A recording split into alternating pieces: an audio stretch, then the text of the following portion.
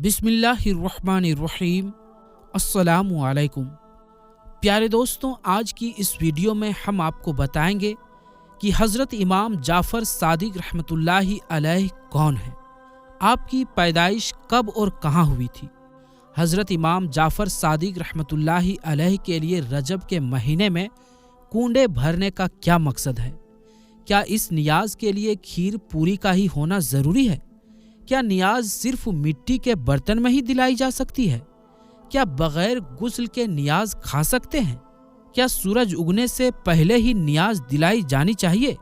क्या नियाज वहीं बैठकर खाना ज़रूरी है जहां वो दिलाई गई है? हज़रत इमाम जाफ़र सादिक रहमतुल्लाहि अलैह ने जब एक सूखे हुए खजूर के दरख्त से खजूर खिलाने को कहा तो दरख्त ने क्या किया था? हज़रत इमाम जाफ़र सादिक रहमतुल्लाहि अलैह की दुआ से एक आदमी ने 50 हज किया। जब 91वीं बार जा रहा था तो उसकी मौत कैसे हो गई थी?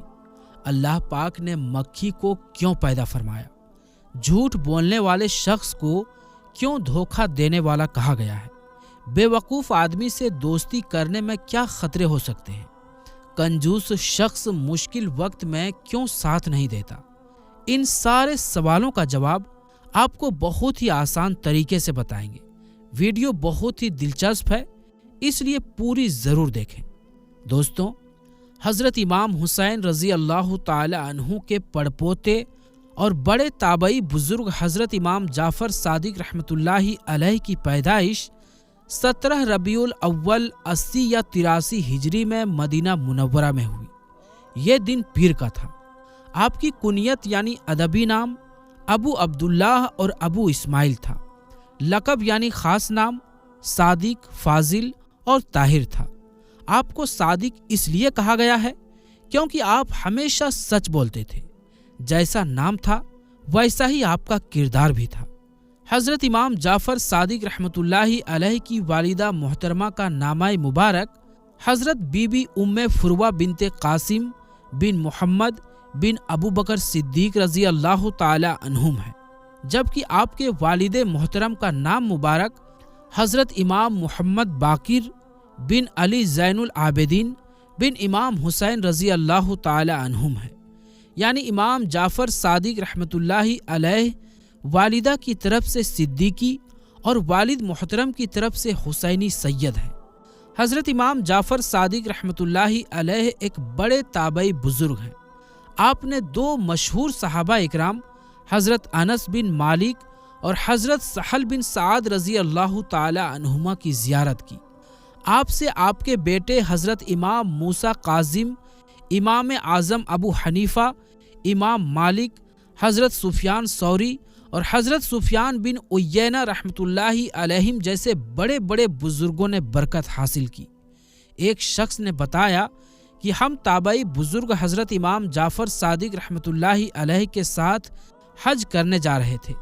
रास्ते में हम एक जगह खजूर के सूखे हुए दरख्तों के पास ठहरे। इमाम जाफ़र सादिक रहमतुल्लाहि अलैह ने आहिस्ता से कुछ पढ़ा जो मैं ना समझ सका। फिर आपने उन सूखे दरख्तों से फरमाया, अल्लाह पाक ने तुम में जो हमारे लिए रिज़्क पैदा फरमाया है उसमें से हमें भी खिलाओ। उसी वक्त मैंने देखा कि खजूरों के गुच्छे आप रहमतुल्लाहि अलैह की तरफ झुक रहे थे। आपने मुझसे फरमाया, करीब आओ और बिस्मिल्लाह पढ़कर खाओ। मैंने ऐसी मज़ेदार खजूरें इससे पहले कभी नहीं खाई थी। एक आदमी ने हज़रत इमाम जाफ़र सादिक रहमतुल्लाहि अलैह से दुआ के लिए अर्ज़ की कि अल्लाह पाक मुझे इतना माल दे कि मैं बहुत से हज कर सकूं। आप रहमतुल्लाहि अलैह ने दुआ की, ऐ अल्लाह पाक, इसे बहुत ज़्यादा माल अता फरमा ताकि ये अपनी ज़िंदगी में 50 हज करे। चुनांचे उसे इतना माल मिला कि उसने पूरे 50 हज किए। जब 91वीं बार हज के लिए मकाम जुहफा पहुंचा और गुस्ल के लिए नहर वगैरह में गया तो पानी की तेज़ लहरें उसे बहा कर ले गई और वो उसी में डूबकर फौत हो गया। हज़रत इमाम जाफ़र सादिक रहमतुल्लाहि ताला अलैह मक्का पाक में एक दिन कहीं तशरीफ़ ले जा रहे थे कि रास्ते में एक औरत अपनी गाय के मरने पर रो रही थी। आप रहमतुल्लाहि अलैह ने फरमाया, क्या तुम चाहती हो کہ اللہ پاک تمہاری گائے زندہ فرما دے؟ عورت نے عرض کی، آپ ہم سے اس طرح مذاق کرتے ہیں، حالانکہ میں پہلے ہی مصیبت میں ہوں۔ آپ رحمت اللہ علیہ نے عورت سے فرمایا، میں تم سے مذاق نہیں کر رہا۔ پھر آپ رحمت اللہ تعالی علیہ نے دعا فرمائی اور اس گائے کے سر اور پاؤں کو پکڑ کر ہلایا تو وہ جلدی سے اٹھ کھڑی ہوئی۔ ایک شخص نے مکہ پاک میں ایک چادر خریدی اور ارادہ کیا کہ یہ چادر ہرگز کسی کو نہ دوں گا، بلکہ اپنے انتقال کے بعد تبرک کے طور پر اس کا کفن بناؤں گا۔ اس کا کہنا ہے، جب میں میدان عرفات شریف میں مزدلفہ آیا تو وہ چادر مجھ سے گم ہو گئی۔ مجھے بہت دکھ ہوا۔ جب میں صبح مزدلفہ سے مینا شریف کی طرف آیا تو مسجد خیب شریف میں بیٹھ گیا۔ اچانک ایک آدمی جو تابعی بزرگ حضرت امام جعفر صادق رحمت اللہ علیہ کے پاس سے آیا تھا مجھ سے کہنے لگا، آپ کو امام جعفر صادق رحمت اللہ علیہ بلا رہے ہیں۔ میں جلدی سے آپ کی خدمت بابرکت میں حاضر ہوا اور سلام عرض کر کے ایک طرف بیٹھ گیا۔ آپ نے میری طرف غور سے دیکھ کر فرمایا، کیا تم یہ پسند کرتے ہو کہ تمہیں تمہاری وہ چادر مل جائے جو تمہاری موت کے بعد کفن کا کام دے؟ میں نے عرض کیا، اے ابن رسول اللہ، وہ تو کافی دنوں سے گم ہو چکی ہے، مل جائے تو کیا بات ہے۔ آپ رحمت اللہ علیہ نے اپنے غلام کو آواز دی، وہ چادر لے آیا۔ میں نے دیکھا تو یہ وہی چادر تھی۔ آپ رحمت اللہ علیہ نے ارشاد فرمایا، اسے لے لو اور اللہ کریم کا شکر ادا کرو۔ شواہد النبوت میں ہے، تابعی بزرگ حضرت امام جعفر صادق رحمت اللہ علیہ کی خدمت بابرکت میں ایک شخص 10,000 دینار یعنی 10,000 سونے کے سکے لے کر حاضر ہوا اور عرض کرنے لگا، حضور، میں حج کے لیے جا رہا ہوں، آپ میرے اس پیسے سے کوئی مکان وغیرہ خرید لیجئے گا تاکہ میں حج سے واپسی پر اپنی اولاد کو لے کر وہاں رہنا شروع کر دوں۔ پھر حج سے واپسی پر وہ شخص آپ رحمت اللہ علیہ کی بارگاہ اعلیٰ میں حاضر ہوا تو آپ رحمت اللہ علیہ نے اس سے فرمایا، میں نے تمہارے لیے جنت میں مکان خرید لیا ہے، جس کی پہلی حد حضور صلی اللہ علیہ وآلہ وسلم پر، دوسری حد حضرت علی المرتضیٰ رضی اللہ تعالی عنہ پر، تیسری حد نواسۂ رسول امام حسن مجتبیٰ رضی اللہ تعالی عنہ پر اور چوتھی حد حضرت امام حسین رضی اللہ تعالی عنہ پر ختم ہوتی ہے۔ اور یہ لو، میں نے اسے لکھ بھی دیا ہے۔ یہ خوشخبری سن کر وہ شخص بہت خوش ہوا اور خط لے کر اپنے گھر چلا گیا۔ گھر جاتے ہی وہ شخص بیمار پڑ گیا۔ اس نے وصیت کی کہ اس خط کو میرے انتقال کے بعد میری قبر میں رکھ دینا۔ گھر والوں نے دفن کرتے وقت اس خط کو قبر میں رکھ دیا۔ دوسرے دن دیکھا تو وہی خط قبر کے اوپر رکھا ہوا تھا اور اس کے پیچھے یہ لکھا تھا، امام جعفر صادق نے جو وعدہ کیا تھا وہ پورا ہو گیا، یعنی اسے جنت میں مکان عالی شان مل گیا۔ حضرت امام جعفر صادق رحمت اللہ علیہ ایک مرتبہ خلیفہ منصور کے دربار میں تشریف فرما تھے کہ مکھیاں بار بار خلیفہ کے منہ پر بیٹھتی تھی۔ خلیفہ نے تنگ آ کر عرض کی، اے ابو عبداللہ، یہ امام جعفر صادق رحمت اللہ علیہ کی کنیت تھی، اللہ پاک نے مکھی کو کیوں پیدا فرمایا ہے؟ آپ نے خلیفہ کو سبق دینے کے لیے ارشاد فرمایا تاکہ ظالموں اور مغروروں کو ذلیل کرے۔ اے صحابہ اور اہل بیت سے محبت کرنے والوں، حضرت امام جعفر صادق رحمت اللہ علیہ اونچے خاندان کے ہونے کے باوجود عاجزی کے پیکر تھے۔ ایک مرتبہ امام اعظم امام ابو حنیفہ رحمت اللہ علیہ کے بڑے شاگرد، بہت بڑے عالم و صوفی بزرگ حضرت داؤد طائی رحمت اللہ علیہ نے آپ سے عرض کی، اہل بیت میں سے ہونے کی حیثیت سے مجھے کوئی نصیحت فرمائیے، لیکن آپ رحمت اللہ علیہ خاموش رہے۔ دوبارہ عرض کی کہ اہل بیت میں سے ہونے کے اعتبار سے اللہ پاک نے آپ رحمت اللہ علیہ کو جو فضیلت بخشی ہے، اس لحاظ سے نصیحت کرنا آپ کے لیے ضروری ہے۔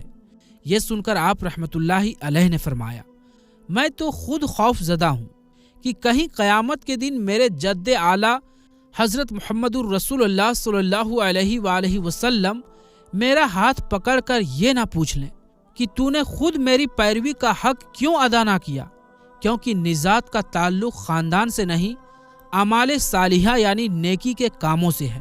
یہ سن کر حضرت داؤد طائی رحمۃ اللہ علیہ رو پڑے، اور وہ ہستی جن کے جد امجد اللہ پاک کے آخری رسول صلی اللہ علیہ وآلہ وسلم ہیں، جب ان کے خوف خدا کا یہ عالم ہے تو میں کس گنتی میں آتا ہوں۔ حضرت امام جعفر صادق رحمۃ اللہ تعالی علیہ بہت اچھے اخلاق والے تھے۔ آپ کے مبارک ہونٹوں پر ہمیشہ مسکان رہتی تھی، لیکن جب بھی حضرت محمد صلی اللہ علیہ وآلہ وسلم کا ذکر ہوتا تو ان کی شان اور عظمت کا احساس سے آپ کا چہرہ پیلا ہو جاتا۔ آپ کبھی بھی بنا وضو کے حدیث پاک بیان نہیں کرتے تھے۔ آپ ہمیشہ نماز، تلاوت یا خاموشی میں مشغول رہتے۔ آپ کبھی بھی فضول باتیں نہیں کرتے تھے۔ پیارے دوستوں، حضرت امام جعفر صادق رحمۃ اللہ علیہ باہری اور اندرونی دونوں علم کے مالک تھے۔ آپ عبادت، محنت اور اللہ کی راہ میں کوشش کرنے کے لیے مشہور تھے۔ امام مالک رحمۃ اللہ علیہ فرماتے ہیں، میں لمبے سمے تک حضرت امام جعفر صادق رحمۃ اللہ علیہ کی خدمت میں حاضر ہوتا رہا۔ میں نے ہمیشہ انہیں 3 عبادتوں میں سے کسی ایک میں مشغول پایا، یا تو وہ نماز پڑھ رہے ہوتے، یا قرآن کی تلاوت کر رہے ہوتے، یا پھر روزہ رکھے ہوئے ہوتے۔ حضرت امام جعفر صادق رحمۃ اللہ علیہ سے مسلمانوں کے پہلے خلیفہ حضرت ابو بکر صدیق رضی اللہ تعالی عنہ کے بارے میں پوچھا گیا تو آپ نے فرمایا، میں ان کے بارے میں صرف بہتر بات ہی کہہ سکتا ہوں، کیونکہ میں نے اپنے والد محترم حضرت امام باقر رحمۃ اللہ علیہ سے، انہوں نے حضرت امام زین العابدین رضی اللہ تعالی عنہ سے، اور انہوں نے نواسائے رسول حضرت امام حسین رضی اللہ تعالی عنہ سے روایت کی کہ مولا علی شیر خدا رضی اللہ تعالی عنہ فرماتے ہیں، میں نے رسول اللہ صلی اللہ علیہ وآلہ وسلم کو یہ فرماتے ہوئے سنا ہے کہ ابو بکر صدیق سے افضل کسی انسان پر آج تک نہ سورج طلوع ہوا اور نہ ہی غروب ہوا۔ اس کے بعد حضرت امام جعفر صادق رحمۃ اللہ علیہ نے فرمایا، اگر میں نے روایات میں غلط بیانی کی ہو تو مجھے کل بروز قیامت سرکار رسول اللہ صلی اللہ علیہ وآلہ وسلم کی شفاعت حاصل نہ ہو، اور میں ابو بکر صدیق رضی اللہ تعالی عنہ کے فضائل کیوں نہ بیان کروں کہ میں تو خود روز قیامت صدیق اکبر رضی اللہ تعالی عنہ کی شفاعت کا طلبگار ہوں۔ آپ رحمت اللہ علیہ فرماتے ہیں، جو حضرات شیخین کریمین یعنی حضرت ابو بکر صدیق اور حضرت عمر فاروق رضی اللہ تعالی عنہما کی فضیلت سے ناواقف ہے، وہ سنت سے ناواقف ہے۔ میں نے اہل بیت میں سے کسی کو نہیں دیکھا جو ان سے محبت نہ رکھتا ہو۔ اور فرماتے ہیں، بے شک حضرت ابو بکر صدیق رضی اللہ تعالی عنہ کا دل مشاہدہ ربوبیت سے بھرا ہوا تھا۔ ان کے دل میں اللہ پاک کے علاوہ اور کوئی نہ تھا۔ وہ لا الہ الا اللہ کا ورد بہت زیادہ کرتے، اور امیر المومنین حضرت عمر فاروق رضی اللہ تعالی عنہ کے زبان مبارک پر اکثر اللہ اکبر جاری رہتا تھا۔ ایک شخص نے آپ سے حضرت صدیق اکبر اور فاروق اعظم رضی اللہ تعالی عنہما کے بارے میں پوچھا تو آپ نے فرمایا، تم مجھ سے ان کے بارے میں پوچھتے ہو کہ جنہوں نے جنت کا پھل کھایا؟ اس شخص سے میرا کوئی تعلق نہیں جو امیر المومنین حضرت ابو بکر صدیق اور حضرت عمر فاروق رضی اللہ تعالی عنہما کا ذکر بھلائی کے ساتھ نہ کرے۔ حضرت امام جعفر صادق رحمۃ اللہ علیہ اتنی عظمت و شان کے مالک ہونے کے باوجود موت کو یاد کرتے۔ آپ رات کو قبرستانوں میں تشریف لے جایا کرتے اور فرماتے، اے قبر والوں، کیا بات ہے کہ میں تم لوگوں کو پکارتا ہوں تو تم کوئی جواب نہیں دیتے ہو؟ پھر آپ رحمت اللہ علیہ فرماتے، افسوس، میرے اور تمہارے بیچ پردہ ہو گیا ہے، لیکن آئندہ میں بھی تمہارے ہی جیسا ہو جانے والا ہوں۔ آپ رحمت اللہ علیہ یہی فرماتے رہتے یہاں تک کہ صبح صادق ہو جاتی تو آپ رحمت اللہ علیہ نماز فجر کے لیے مسجد میں تشریف لے جاتے۔ آپ رحمت اللہ علیہ فرماتے، اے انسان، جس چیز کو کھو دیا ہے اس پر کیوں غم کرتا ہے؟ غم کرنے سے وہ چیز واپس نہیں آئے گی، اور جو چیز تیرے پاس ہے اس پر گھمنڈ کیوں کرتا ہے؟ موت ایک دن اسے تجھ سے بھی چھین لے گی۔ حضرت امام جعفر صادق رحمت اللہ علیہ فرماتے ہیں، 5 طرح کے لوگوں کی سنگت یعنی دوستی مت کرو۔ نمبر 1، बहुत झूठ बोलने वाला शख्स, क्योंकि तुम उससे धोखा खाओगे। वो शराब की तरह यानी रेतीली जमीन की वो चमक जो चांद या सूरज की रोशनी पड़ने से पैदा होती है, जिस पर पानी का धोखा लगता है यानी पानी लगती है, उसी तरह है। वो दूर वाले को तेरे करीब कर देगा और करीब वाले को दूर कर देगा। नंबर 2, बेवकूफ़ आदमी, क्योंकि इससे तुम्हें कुछ भी हासिल ना होगा। वो तुम्हें फायदा पहुंचाना चाहेगा लेकिन नुकसान पहुंचा बैठेगा। नंबर 3, कंजूस शख्स, क्योंकि जब तुम्हें उसकी ज्यादा जरूरत होगी तो वो दोस्ती खत्म कर देगा।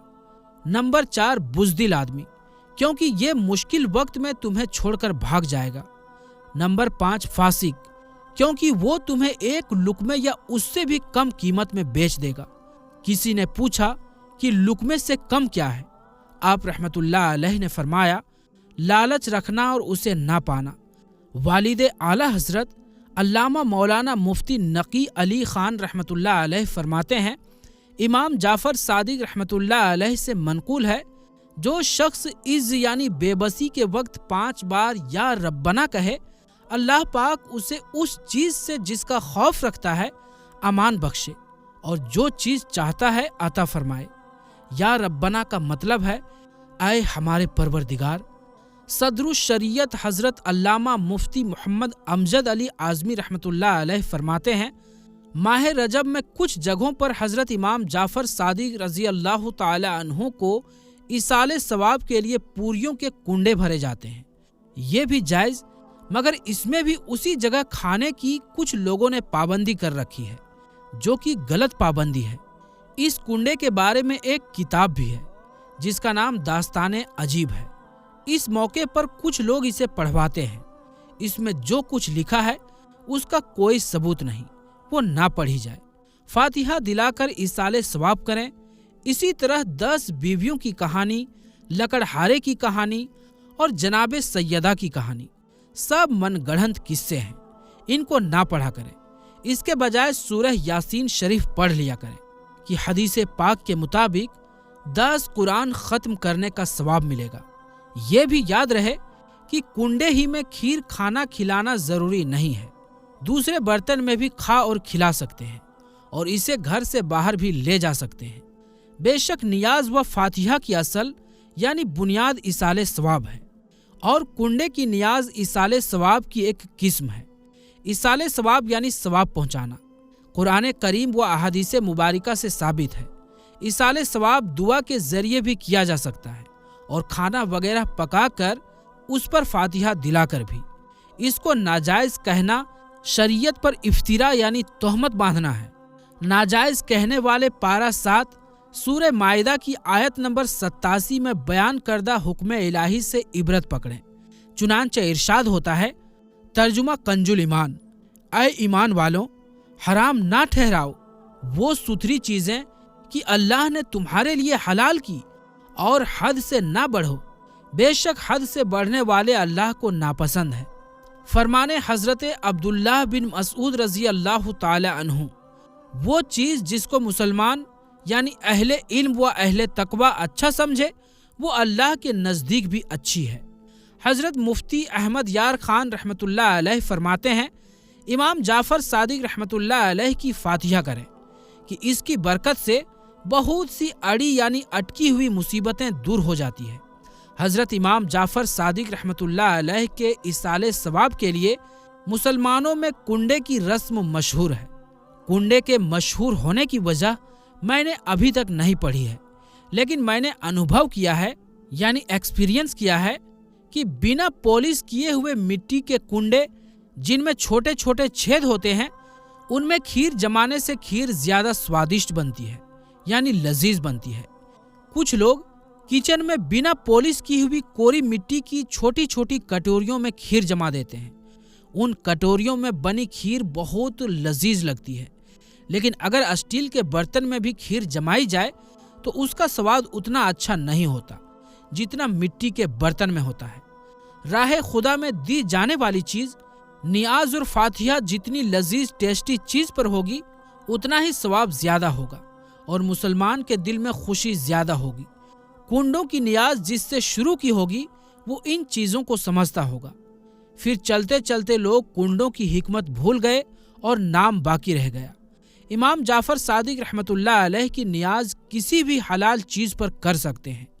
کچھ پکائے کھائے بغیر فقط درود شریف پڑھ کر بھی ایصال ثواب کیا جا سکتا ہے۔ پورے ماہ رجب میں بلکہ سارے سال میں جب چاہیں ایصال ثواب کے لیے کنڈوں کی نیاز کر سکتے ہیں۔ البتہ مناسب یہ ہے کہ 15 رجب المرجب کو رجب کے کنڈے کیے جائیں، کیونکہ یہ آپ کا یوم عرس ہے، جیسا کہ فتاوی فقیہ ملت جلد 2 صفحہ نمبر 265 پر ہے۔ حضرت امام جعفر صادق رضی اللہ تعالی عنہ کی نیاز 15 رجب کو کریں کہ حضرت کا وصال 15 ہی کو ہوا ہے۔ دین مقرر کرنا، وسوسہ، تیجا، 40واں، 11ویں، 12ویں اور کنڈوں وغیرہ کے نام سے ایصال ثواب کے دن کیوں مخصوص کر لیے گئے ہیں؟ جواب وسوسہ: ایصال ثواب کے لیے شریعت میں کوئی مدت اور وقت متعین کرنا یعنی مقرر کرنا ضروری نہیں، البتہ دین وغیرہ مقرر کرنے میں شرعاً حرج بھی نہیں۔ وقت مقرر کرنا 2 طرح ہے۔ پہلا شرعی، شریعت نے کسی کام کے لیے وقت مقرر فرمایا ہو، مثلاً قربانی، حج وغیرہ۔ نمبر 2 عرفی، شریعت کی جانب سے وقت مقرر نہ ہو لیکن لوگ اپنی اور دوسروں کی سہولت اور یاد دہانی یا کسی خاص مصلحت کے لیے کوئی وقت خاص کر لے، جیسے آج کل مساجد میں نمازوں کی جماعت کے لیے اوقات مخصوص کرنا وغیرہ۔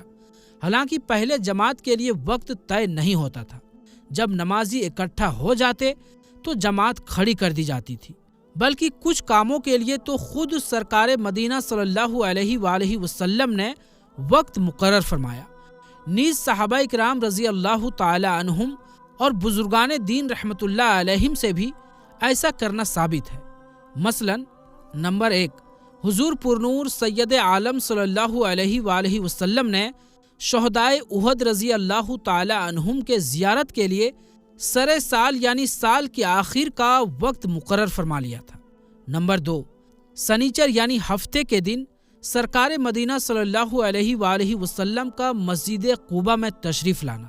نمبر 3 اور صدیق اکبر رضی اللہ تعالی عنہ سے دینی مشاورت کے لیے وقت صبح اور شام کی تعین۔ نمبر 4 حضرت عبداللہ بن مسعود رضی اللہ تعالی عنہ نے بعض و تذکیر یعنی درس و بیان کے لیے پنج شنبہ یعنی جمعرات کا دن مقرر کیا۔ نمبر 5 اور علماء نے سبق شروع کرنے کے لیے بدھ کا دن رکھا۔ فتاوی رضویہ